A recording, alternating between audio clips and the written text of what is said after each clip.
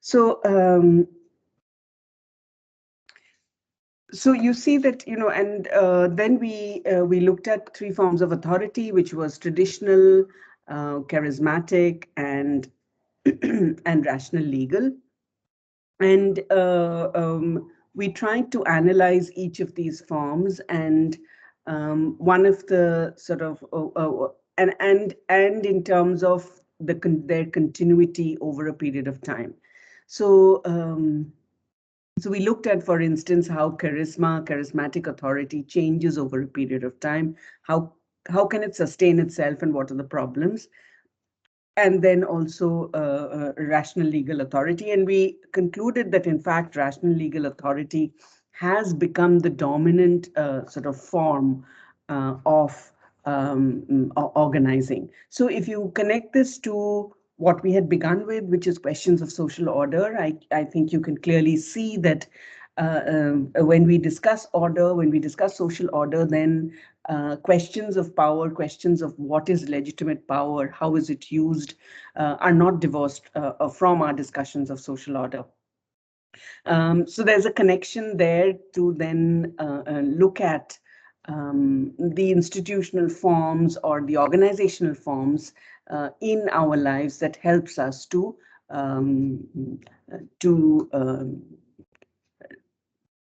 actually ensure that power is used in particular ways, and that it then creates a certain kind of social order. Now, just quickly to go through once again what the characteristics of the bureaucracy were. Vaibhav, maybe it's better that we do the previous slide. We can hold this for a few minutes, but do you have the slide from the last class? Yes, ma'am. Just a moment. So just this, the specific one on the characteristics of the bureaucracy.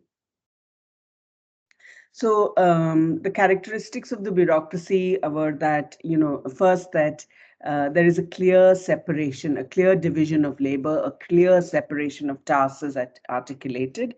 Now, this separation of task is based on the kind of work that people are trained to do. So it's not arbitrary. It is based on our specializations. And the understanding is that it will help build efficiency. So if you think of rationality in a formal sense, where we say, how do we optimize, right? How do we get the maximum benefit out of something? And that's the kind of thinking that goes behind this division of labor within an organization. Now, we know that on the one hand, we know that this that's that right there. Yeah, so so this continuous organization of official functions is based on division of labor. Each office also then has a specified sphere of competence, as we discussed. Now, the understanding is that this will lead to efficiency, but we know that it can also lead, one of the sort of downsides of this kind of organizing is that it can lead to alienation. It can lead to people doing the same things over and over again, and therefore you're alienated from your job. You don't have that kind of worker satisfaction. And over a period of time, you build an incapacity to do multiple tasks. So if you think that, so what happens then is that increasingly your ability to sort of be a generalist also diminishes. And this can often be a problem in several, in several kinds of organizational settings. So, for instance, in teaching, we see that we all have PhDs in a particular subject, and you have learned the broad contours, the theoretical ideas of that subject, and yet you have done PhD in a narrow sort of field within that subject. So typically what happens is that when you get too specialized, you think you can only teach what is within that narrow field of your specialized subject, and not the broad, sort of the broader understanding and theoretical framing of your discipline. So there is, you kind of over a period of time, justify this kind of specialization. So, so a bureaucratic organization is then one of the characteristics of bureaucracy is then this division of labor, which means that there is a specified sphere of competence, which then helps build this kind of build efficiency, but can also lead to dissatisfaction among the workers. The second thing that is crucial is that hierarchical system that that the structure of the organization is such that these sets of obligations and functions that people have to carry out are organized hierarchically. So there are certain functions which are therefore considered more important than others. The hierarchy is then about a reporting structure, which means that you report to the person who is above you in rank and in specialization. And it's also about the distribution of rewards and privileges. So the hierarchy is maintained through this differential rank and differential privileges. Now, so then what happens then is that this hierarchical structure deprives the individual of having a voice in the organization. So ultimately, depending on where you are in the structure, there are several who are actually going to be denied a voice in decision-making processes. And the structure, in fact, hides this unilateral decision-making process that is there.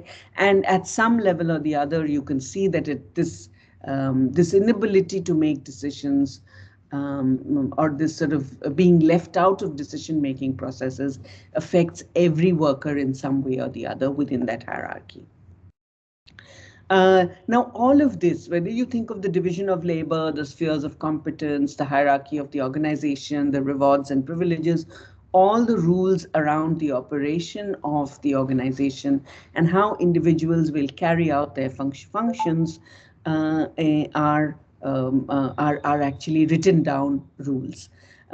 So this means that there is a very clear statement of what is expected of you. And again, one of the problems with this is that it may stifle creativity. It may discourage initiative that people may take. And so when you have more of a flat structure, it means that there could be more initiative, there could be more innovation, because you could try and work across departments, be interested in all kinds of different work, and so on. Now, the rules are also then around how individuals are recruited, and employment in this case, the recruitment is strictly on technical criteria, which means that it's really about what kind of technical qualifications you have, and not about any kind of, and should not be about any kind of bias and favoritism and so on. And now we know that this is not always true. So again, when we're looking at these characteristics, we're looking at this from the point of view of an ideal typical bureaucracy. And that's what Weber was presenting. When you look at actual bureaucracies, if you do empirical work on bureaucracies, we'll see that there are elements of these characteristics present, but several organizations also play around, also, sort of perform these characteristics differently. So then if one thinks of the IT industry and an IT firm, we know that very often there is there are practices through which these hierarchies are sought to be resolved. You could work in sort of parallel groups which are not hierarchically organized.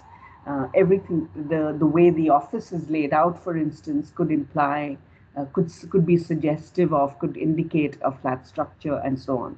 So there are various on the ground. You may see that there are various examples of this kind of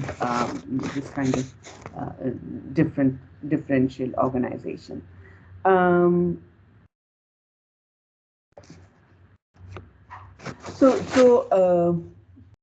yeah, I think these were the sort of broad characteristics of the bureaucracy that I wanted to revisit.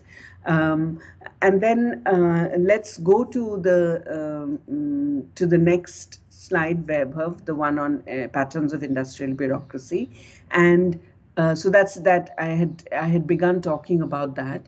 And then we will come back to the issues within the bureaucracy in terms of the iron cage and so on.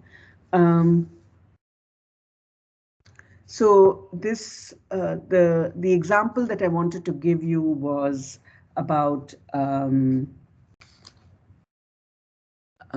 Alvin Goldner's work on the bureaucracy, and it precisely sort of indicates some of the things that we've been talking about, some of the problems with bureaucracy, and this whole idea of when you look at an empirical situation, how do you encounter the bureaucracy? What do you see? So the study, as you can see, is done it's a gypsum plant in upstate New York. It's one where there is a mining unit and a surface unit. So, the study is concerned largely with how the bureaucratic operations, the everyday operations in the plant change after a managerial succession. So after a new manager comes.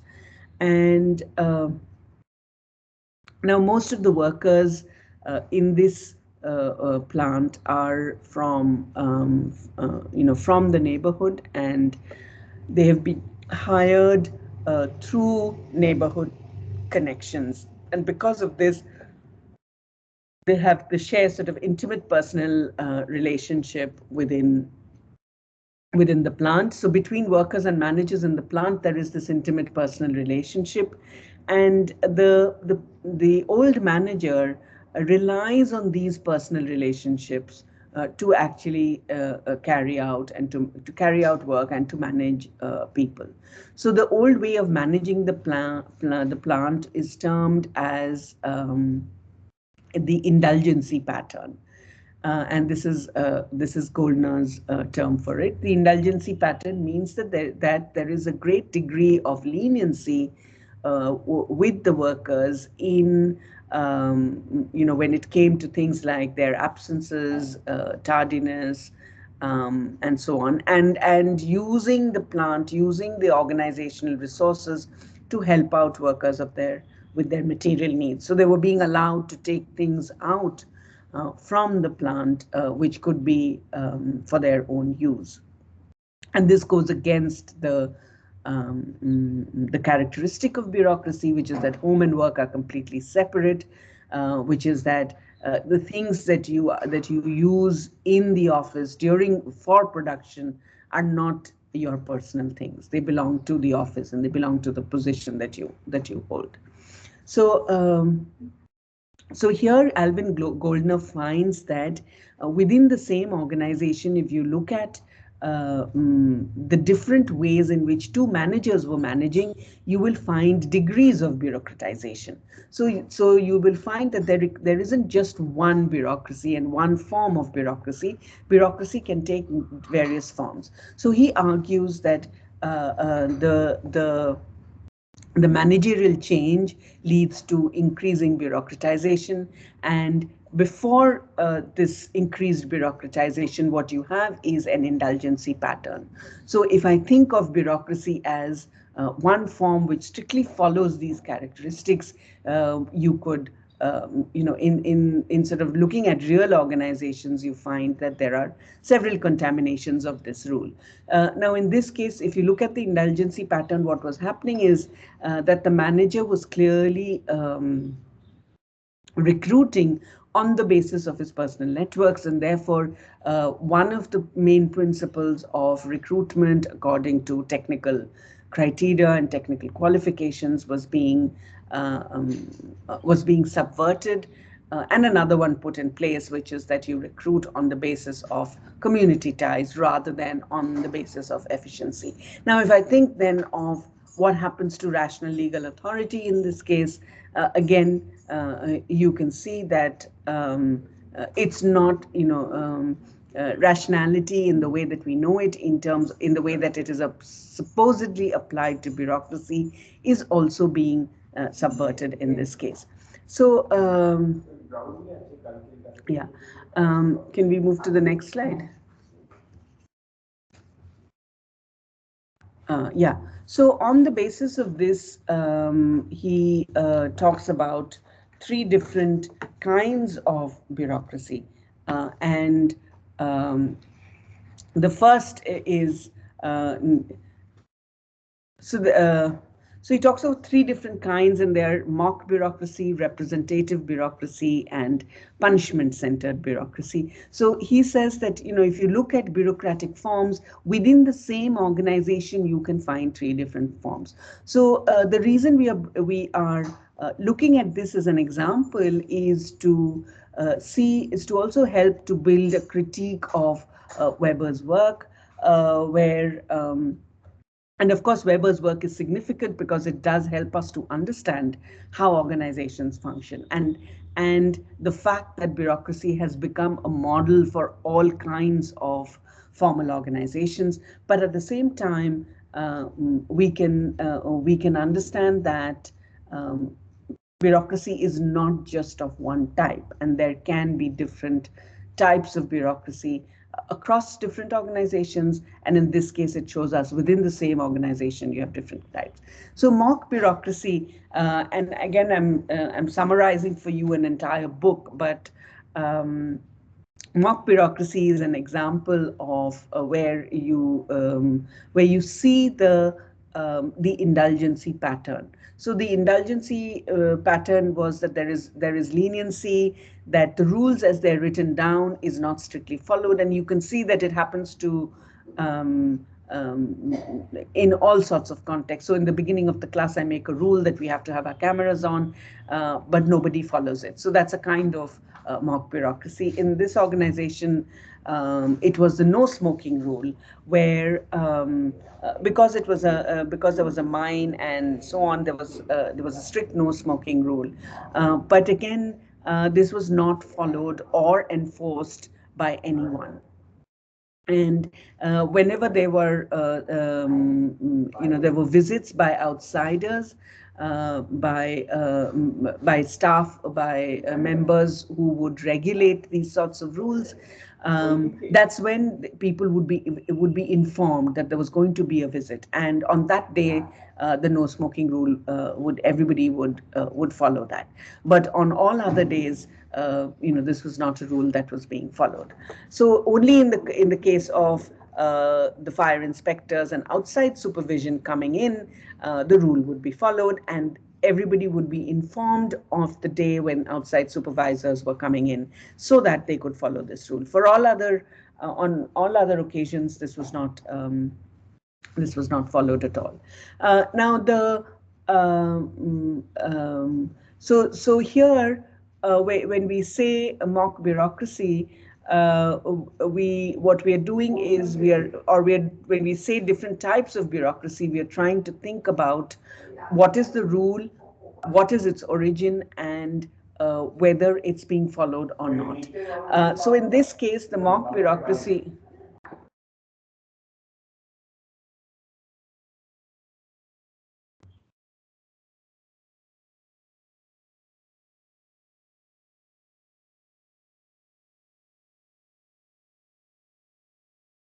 Sorry. So in this case, the mock bureaucracy is, there is a rule that is instituted by the organization, by those who hold the authority to do so, but it is not being followed by anybody. It's not being followed by those who make the rule, and also by the workers.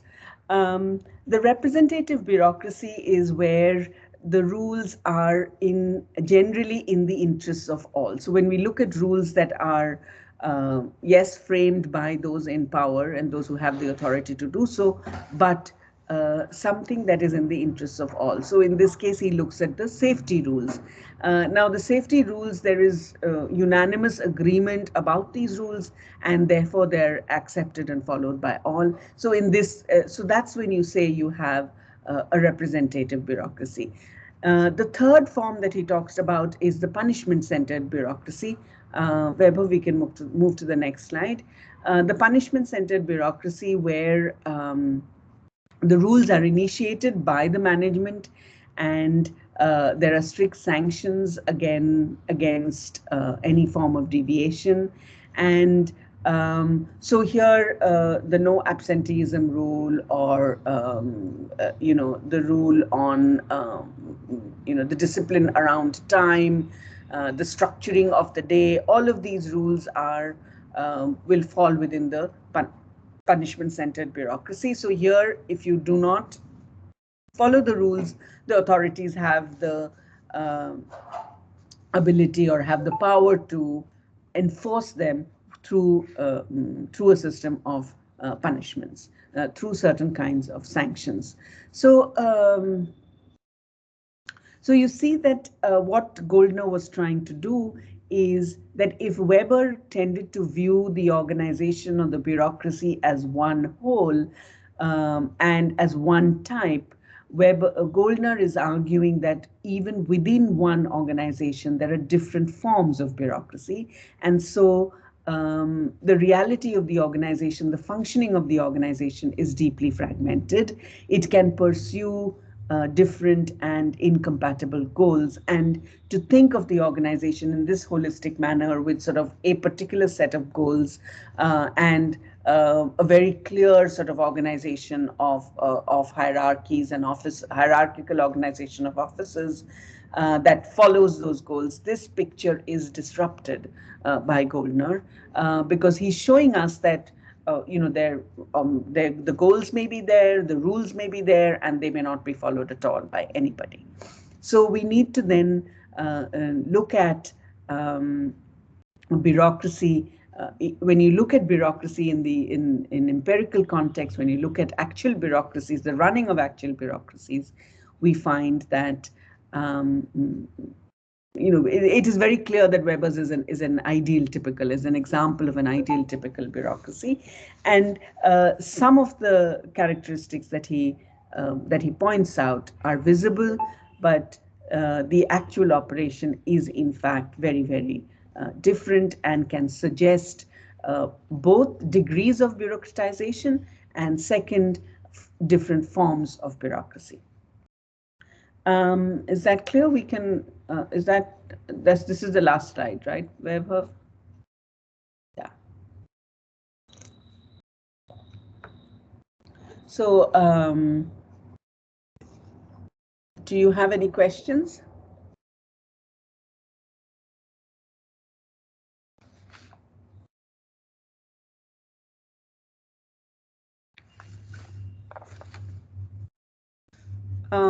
Yeah, so we'll, before we go into, and this is something we've already discussed, so I'm just going to be very quick with this, but before we go into that, I want to take up the sort of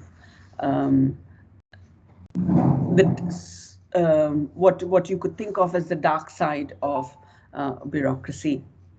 And just two things that I want to highlight, which you're familiar with. I think the idea of red tapeism is something that you're familiar with, and what has been called the iron cage of bureaucracy.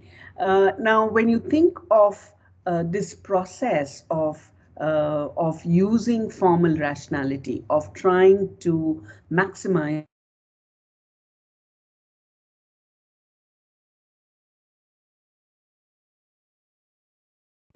So these two aspects, the processes of rationalization and subsequently bureaucratization, has in fact pervaded pervades our lives in in almost every aspect of our lives. So so you find that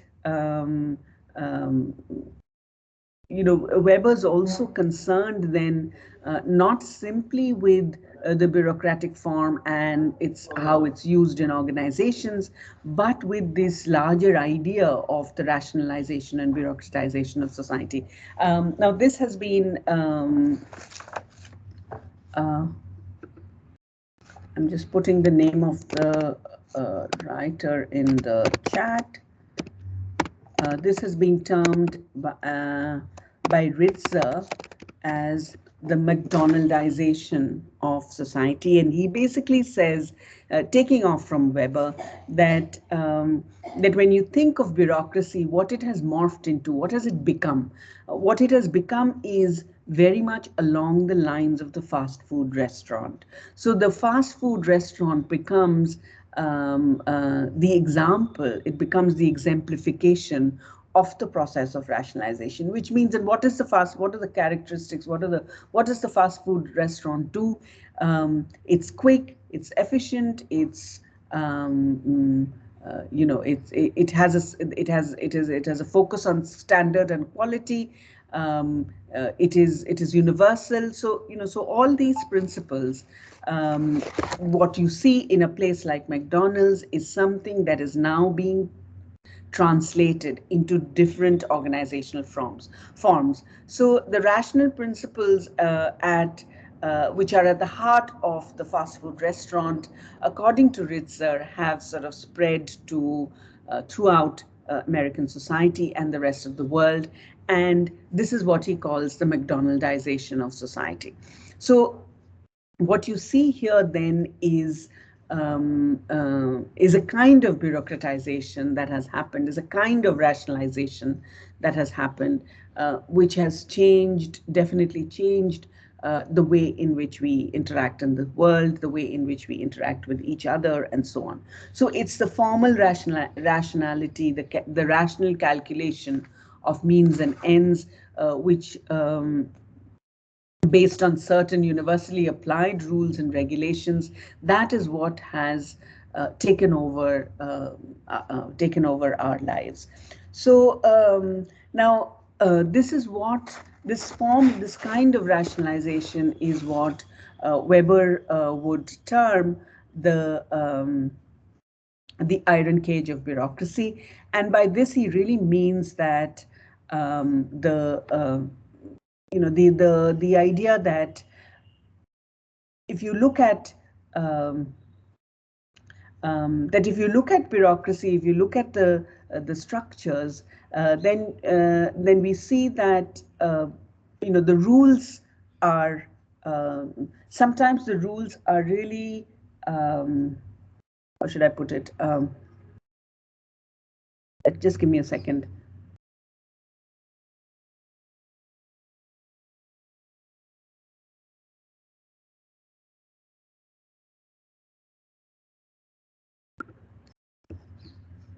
Yeah. So if you think about what remains are these rules. So if you think about the modern society, if you think of this aspect of McDonaldization or extreme forms of bureaucratization, then really the spirit or the idea behind the rules, which is that of efficiency, which is that of organizing, which is that of having a certain kind of social order, that idea is not necessarily visible.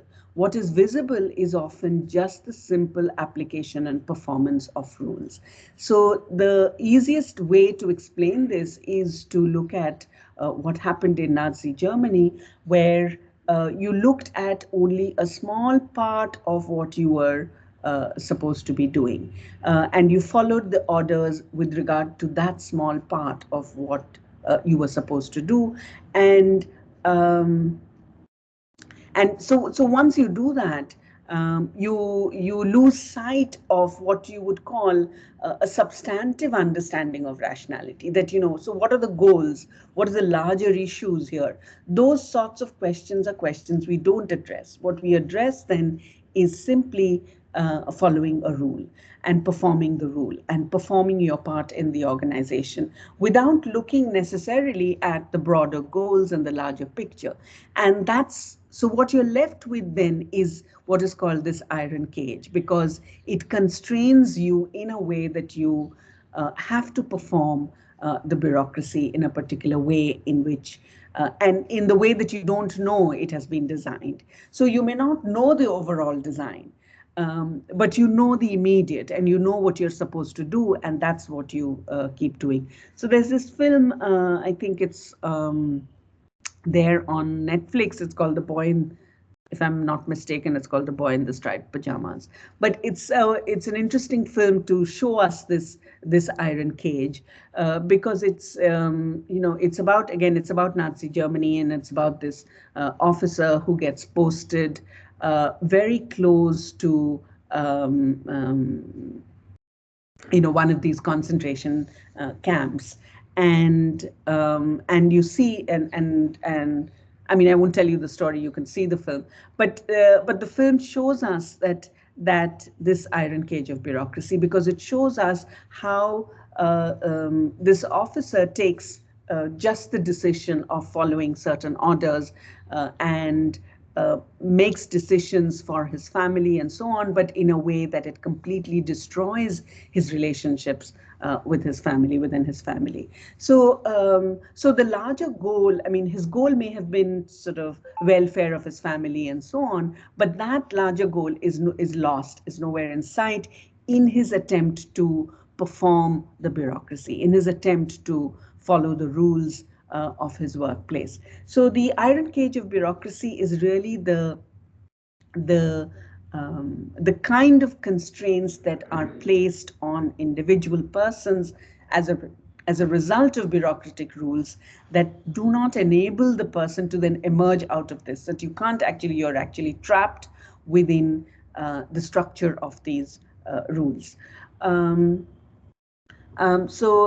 think that's about it for looking at Weber and bureaucratization and rationalization. The Protestant ethic and the spirit of capitalism is, and we are moving now into the domain of trying to understand the broader sort of concept of capitalist society, the society in which we all live in. So if you see, what we did was we began with a question of social order, the question of embeddedness, and we tried to see it, and then we said, okay, what are the ways in which we can understand this question? We discussed three broad approaches within the social sciences, within sociology, that are important in sort of classifying and looking at theory, and then moved on to looking at the specifics. When we started with the specifics, we really started with the basic organizing institutional spaces such as family, marriage, and so on, and then gradually moved to those. So from the private to the public domain. I mean, we're making this separation even as we are trying to understand the ways in which these two interact. So, so in terms of what is there in the public domain, we saw one of the examples is of bureaucratization and bureaucracy. And then we said, okay, so you can't, one is to look at bureaucracy in the context of work. And then we said, okay, look at bureaucracy as generally as a pattern that develops in society. And from there, we're just going to move to looking at capitalist society. And because we are carrying on with Weber, I just want to revisit this idea of the birth of capitalism, or the origins of capitalism as Weber sees it in certain parts of Western Europe, where he says that it's not simply because of and this is how you would think capitalism develops, that, you know, it's a kind, again, it's a bureaucratic form that is introduced, that is used in order to seek profit and to reinvest that profit into business, and therefore make more and more profits. So and to then expand in areas where the system does not really exist. So to sort of invest in newer and newer, more and newer forms of capital. Now, Weber's work is interesting because he is attempting to trace the relationship between two unrelated aspects, which is the relationship between religion and capitalism. So when you think of capitalism, it's an economic system. It is driven by economic motives. It is driven by how we follow rules. What are the rules that we make? And what is the rule that we make with regard to capitalism? It is profit-seeking behavior, right? And again, you see that it's connected to a certain kind of rationality, efficiency and making of profit. Efficiency means to use the least possible resources to get the maximum gains, right? And that's at the heart of what we do in the capitalist system. Now, what Weber says is that so clearly then. The interest in capitalism is linked to this kind of development of rationality, the development of the rational organization of labor, which means there is specialization of labor. So this efficiency is brought about by this kind of specialization. And the presence of open markets, rational bookkeeping. So all of these are aspects that have led to the rise of rationality in the West.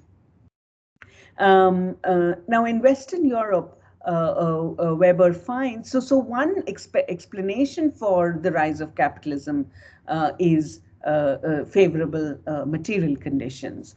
But he says that in Western Europe, he finds that it is not an economic principle, it is not an economic aspect that drives the rise of capitalism. In fact, he finds that it is a moral and ethical system which is drawn from the ideas and practice of Protestantism that has led to the rise of capitalism. So he draws a connection between religious principles and the development of an economic order that is capitalism. So within Protestantism, there is a particular sect, Calvinism, which believes in the idea of predetermination. So the idea that yes, next slide, please, Vaibhav. Yeah. So the ideas of Calvin, who believed, or Calvinism, which believed that people were predestined. It was predetermined who would attain salvation. So people were predestined for salvation. This was the idea that Calvinists believed in, and so it meant that that there would be only that only a few people would attain this kind of salvation. So the dominant belief was that there were a few people who were the chosen few, who were chosen to attain this path of salvation. Now, in their everyday lives and in their everyday context, this idea of predestination left people feeling very, people felt very uncertain about their fates, and because you were either chosen or not, and so it meant that they were uneasy about where they were, what was their location in relation to their religious ideas and in relation to their society. Now, because of this, and the way in which they dealt with this uncertainty was by trying to appear as being one of the chosen few. So what is important here is that that religion tells you that there are those who will attain salvation and those who will not. And the way to then perform or be somebody who is on the path to salvation is by leading a certain kind of life. So people interpreted this kind of rule in this case, or this kind of idea of predestination for salvation, in terms of the kinds of in terms of the kind of life they led. So next slide, please. So what became important then was that you try to reduce this uncertainty, so that you try to say that, okay, I don't know whether I'm on the path to salvation or not, but how do I show that I'm on the path to salvation? How do I myself believe that I'm on the path to salvation? It's by following a certain kind of life. And the characteristics of this kind of life became that you worked harder, you're diligent in conducting your business, and you're leading a frugal life. So those who displayed these characteristics of hard work, of leading a frugal life, and therefore, if you lead a frugal life, it meant that the gains from your hard work were reinvested in business. So as a result of this, you saw intense economic activity and a simple life with savings and the encouragement of the growth of business. And this became a sign for people to be seen as if they were on the path to salvation. So who were the predestined chosen few? And people interpreted this as, if you led this kind of life, you would be seen as the chosen few. You were the chosen few, and you would be perceived as the chosen few. And because of this, then more and more people aspired to this kind of life. This kind of life became the dominant way of living, which just led to more, which therefore had an economic consequence, because it led to greater profits, greater investment in business, and finally the development of capitalism. So this Calvinist ethic, which is based on the idea of predestination, or the predetermined ways in which predetermined aspect of salvation, is what led to the development of capitalism. So this is an example where you see how a religious principle leads to intensifying of economic activity, and therefore has an economic consequence. And there are two important lessons in terms of our key themes. First, how social order is how social order is maintained through different institutions. So in this case, you think of the economic institution and the religion as an institution. And second, the idea of embeddedness, which is how institutions, even those that we consider are unconnected, typically unconnected, are in fact embedded in each other. So in the last section, we saw, for instance, how family, marriage, kinship, gender, and the state are all embedded in each other. And with regard to this example, we're seeing how religion and economics are embedded in each other. Okay. Okay, I can, maybe we can take a few minutes. If you have any questions, we can address them. Otherwise, we can move to looking at. Ma'am? Yes, Vijay. Who have exactly taken this idea of salvation and its pathways to attain the salvation to the people? Sorry, what was the first part of your question? Who have taken this idea? Means who motivated people about this idea? Within Protestantism, there is a sect which was started by John Calvin. It's supposed to be the origin is from John Calvin, and it's called the Calvinist sect. So the Calvinist ethic is, so this is known as the Calvinist ethic, that there is that you're predestined for salvation. It's predestined. Who will attain salvation is something that is already decided. That is the religious idea. But in terms, and now that creates a great deal of anxiety, because we all want to attain the path to salvation. But if you're being told it's already known, then it creates anxiety. So the way in which people dealt with this anxiety is by performing or by showing that these are the principles through which you can show that you're on the path to salvation. So that was the people's response to this idea of predestination.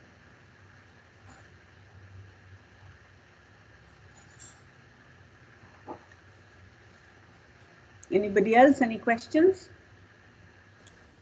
Ma'am, how these principles emerged means if they were predestined, so they should have done anything like if they are predestined, it doesn't matter whether they work hard or not. Then how these principles emerge among people? Yeah, I think that's a good question in terms of what you're asking then is why is, why hard work became a principle? Why did it not, why was it not something else? Why was it not like taking more leisure, right? Then it would have been a different economic system. So the point to understand here is, again, of the larger context. So you're talking about, when we say capitalist society and so on, you're talking about sort of the beginnings of industrial society and so on. And so the social context is one in which, again, life has to be lived, in which, it is not one of prosperity in that sense, essentially, right? So, so if you go back to our discussion of the Industrial Revolution and the French Revolution and the time that these sociologists were writing in, it was a time that was uncertain. So partly what you see developing is, I think, of course, in relation to those uncertain times. Right. So in terms of economically, in terms of socially, people were trying to figure out what society was going to look like. So it is in this context that that a particular idea develops. And again, it's not like, this is the only idea that developed, right? Again, we're looking at a particular segment in Europe, in Western Europe. And of course, Weber, has an entire book that we are summarizing just with this one idea. He actually looks at specific areas, looks at that particular geographical area. So it's in this kind of social context where where society is trying to figure out what society is going to look like, what order is going to look like, and is trying to really live the values of or the ideals of democracy, the ideals of liberty, equality, and fraternity. And so it's in that context that these become the principles. Hard work becomes the principle. And yet, you see that it's a society where religion still has a hold on people, right? So we've moved from the importance of the church and the importance of the king. There is a negation of the monarchy and the principles around the monarchy, and there is an embracing of freedom, ideas of freedom and democracy and liberty and so on. And yet certain religious principles continue to dominate. So you also have a society that is in this state of flux. It's very dynamic. It's kind of change is sort of always there in society. Now it is in this context that we need to read the principles that are being embraced. I don't know whether that fully answers your question, but I think.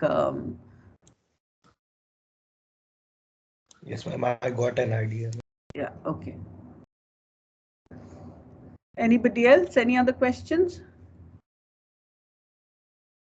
Ma'am, in any way, is this idea of salvation is funded by capitalists?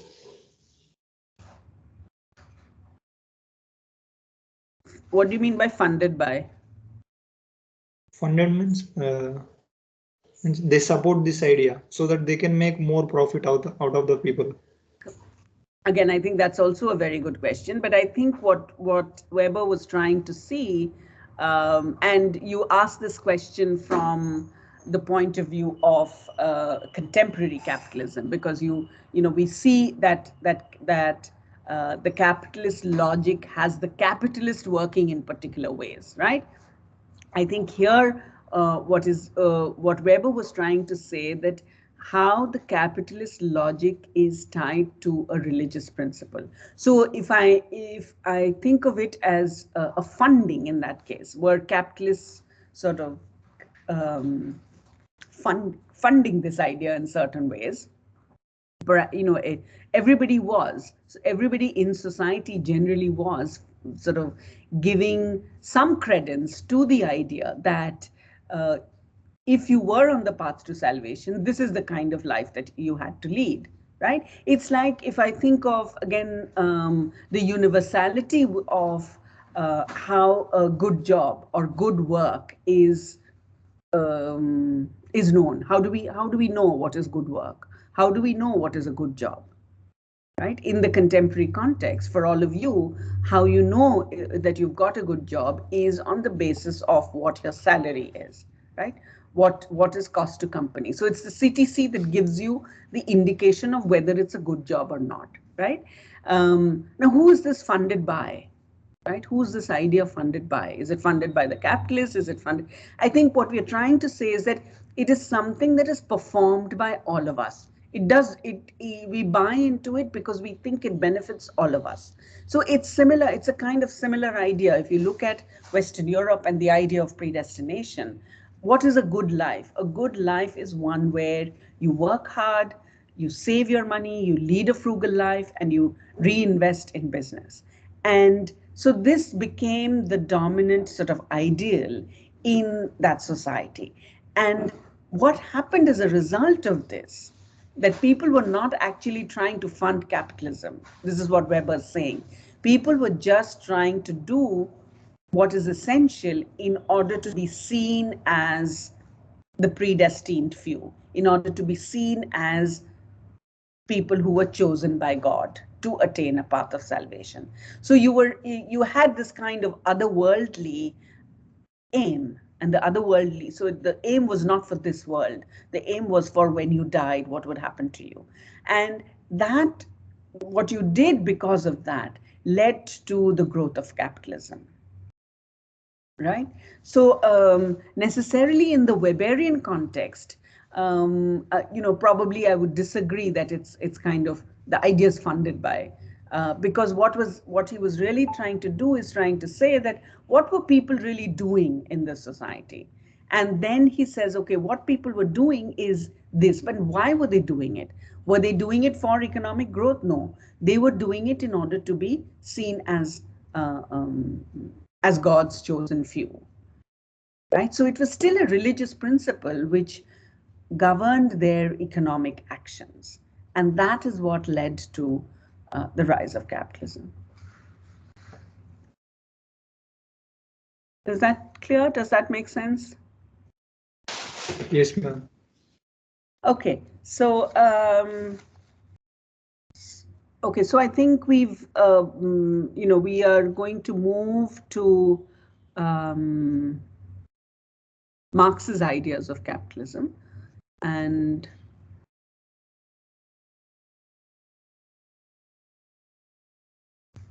that's the last slide I shared with you, right, Vaibhav? Yes, ma'am. Just a moment. So I shared 3 things today. What were the 3? Just a moment, ma'am. So the first thing you shared with me were pattern of industrial bureaucracy. The second one which you shared with me was Weber's ideation of Protestant ethics and the spirit of capitalism. And the third one which we are dealing with is capitalism and the conflict theory by Karl Marx. Yeah, okay. So just let's have that one on.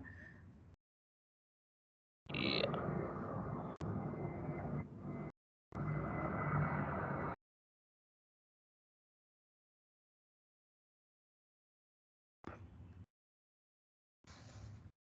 So Vaibhav, I haven't kept track of the class notes. Are those on track? Do you know? Yes, ma'am. Like 24 of them are still pending to submit a class notes. What happened last class? Fine, but what I'm asking is, do we have notes for every class? Yes, ma'am. For every class, we have notes. And have you taken a look at some of them, or? Yes, ma'am. I have. And they're fine. Yes, ma'am. They are like in sync with your examples and the PPTs which we have gone through.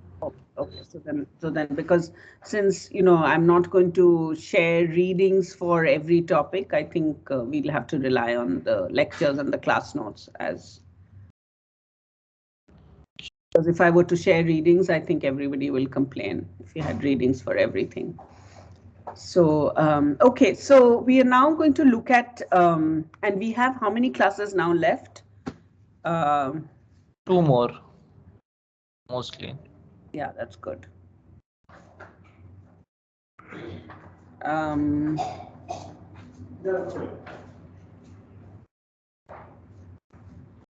so next week's Mondays and Thursdays, because this Thursday we don't have a class. Okay, so so we're going to move to discussing now looking at capitalist society, but again focusing on the works of Karl Marx.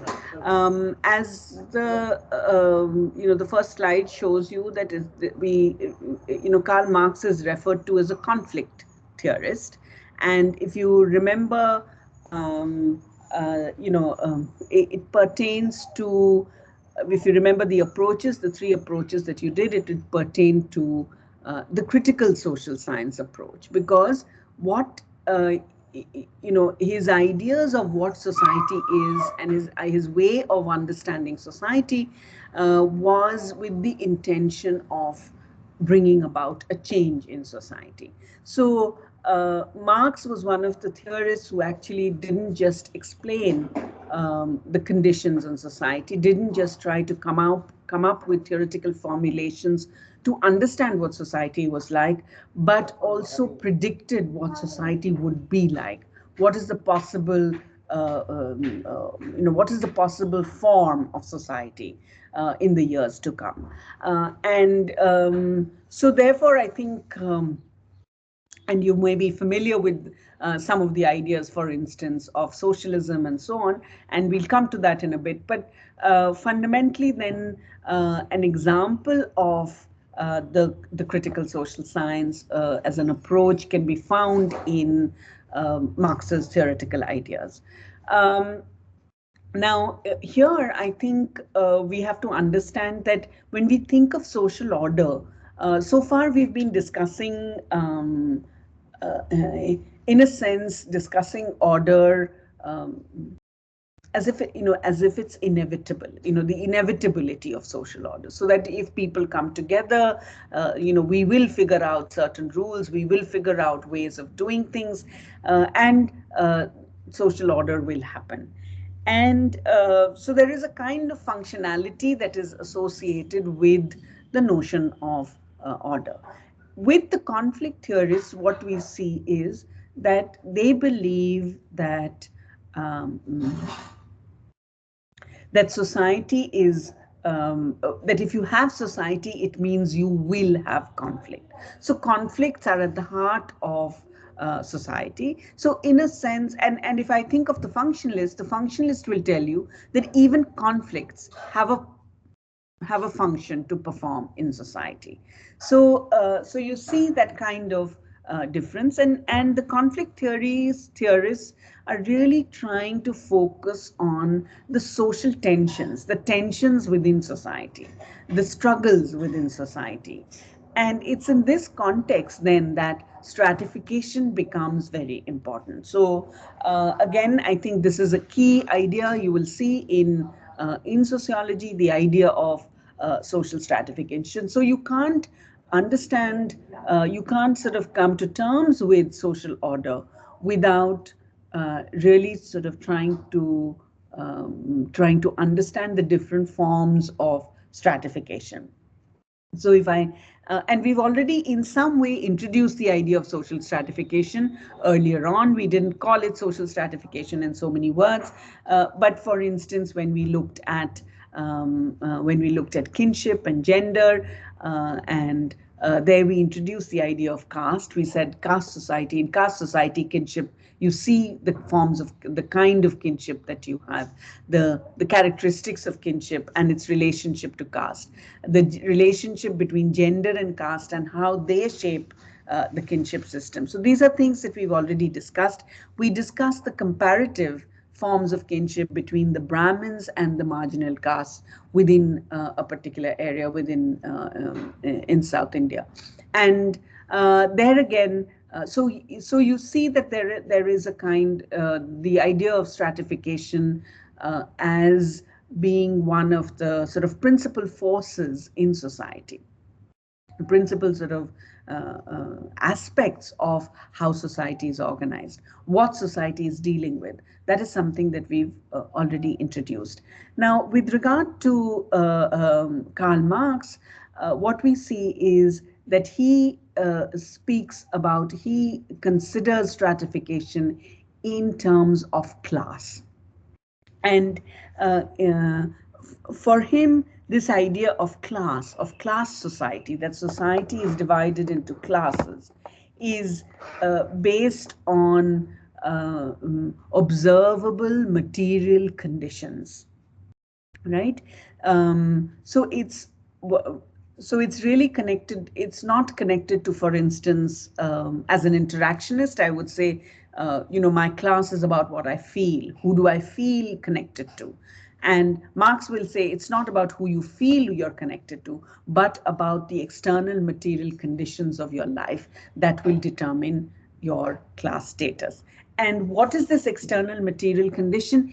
It is your relationship to property.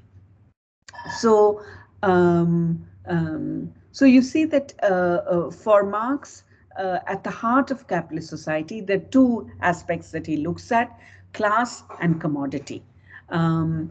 He says that society in under capitalism, it is dominated by the world of objects, the exchange of products between categories of people, and it is in your relationship to the means of production that the relationship to the means of production, the relationship to property, that will determine which class you belong to. And on the basis of this, he formulates his dual class theory. He says that in society there are two classes: the owners of means of production and the non-owners of means of production.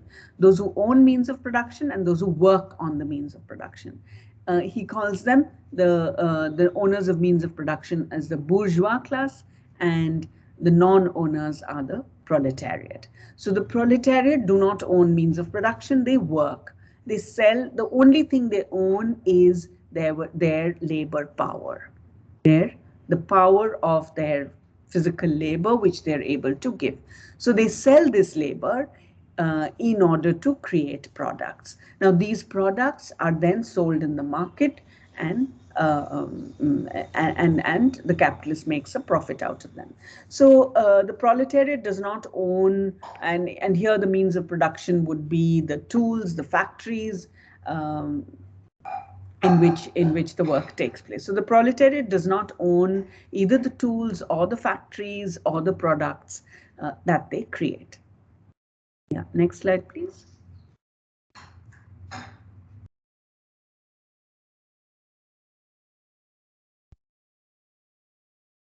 So the non-owners then, they depend on their wages in order to fulfill their needs.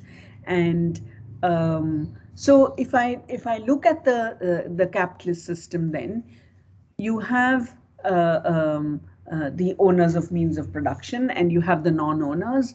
The owners of means of production have own factories, own the products, own the tools and the machines, the technology, and own and hired labor. So in a sense, they own labor as well. But the proletariat owns the power of this labor. And what is the power of this labor? Just before I go into nature of capital and so on, the power of this labor is that it has the capacity to extend it has a capacity to extend the productive capacity. So labor is able to extend its productive capacity, and I'll just explain what that means. So the unique quality of labor power is that if say labor produces 10 units in 8 hours, right?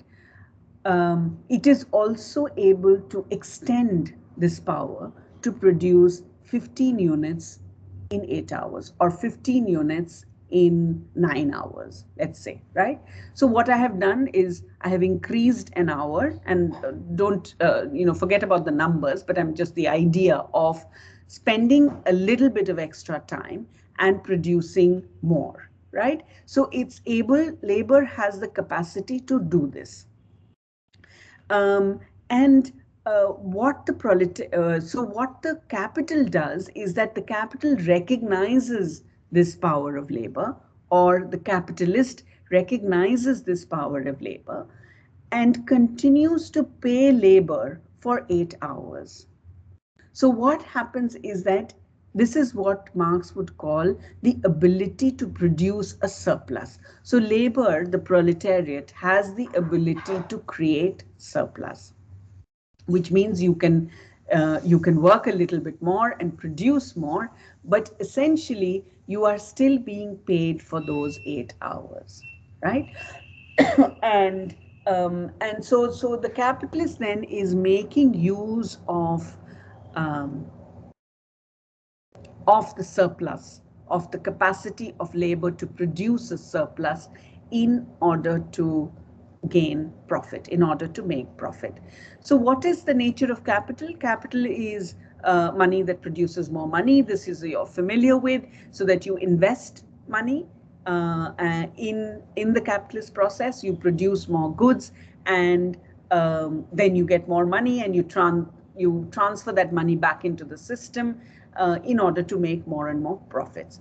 So the starting point of capital is this circulation of commodity. And here, what is the primary commodity that is being circulated? It's not the product that is produced, it's the circulation of labor as a commodity. So labor, the proletariat, the non-owner of means of production, has only one option to earn a livelihood. It is to sell the labor power. So you have a market for labor.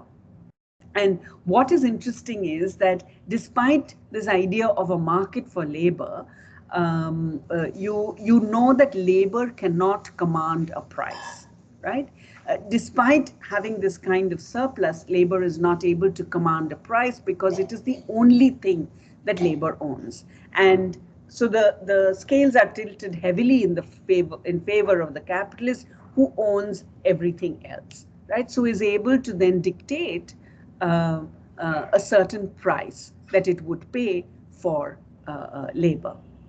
So I'll stop here and take a couple of questions if you have any, or we can continue this in the next class. I don't want to load since we do have 2 more classes to finish this.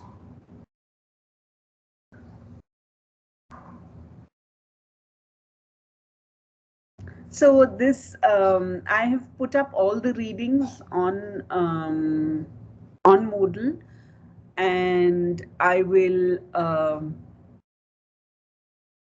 I'm going to circulate to you a list of the readings and a list of sort of concepts and themes on which you're going to be examined. I'm going to try and make the list as exhaustive as possible.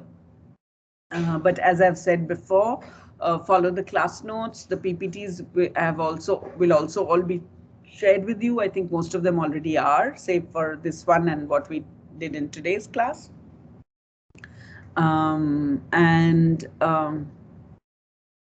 Yeah, and that there will be, like in the minor, 2 parts to the question paper. In the major, 1 part is the objective type, which is largely sort of your understanding of concepts, and the other is the subjective, where again it's an understanding of concepts and connections between themes with a sort of reflexive component.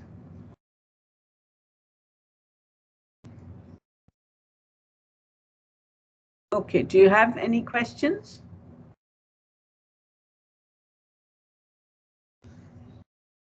All right, so I'll see you on next Monday. I hope everyone has a good Diwali. And do you know when the major is scheduled for this paper? 17th of November. Okay. Okay. So, but we will have the TUTE again this week. The TUTE is this week and the next will be to clarify doubts. So we'll be present, and if you come, and I mean, I think if you start reading, I'm sure you will have doubts, and you can come to the TUTE to clarify your doubts.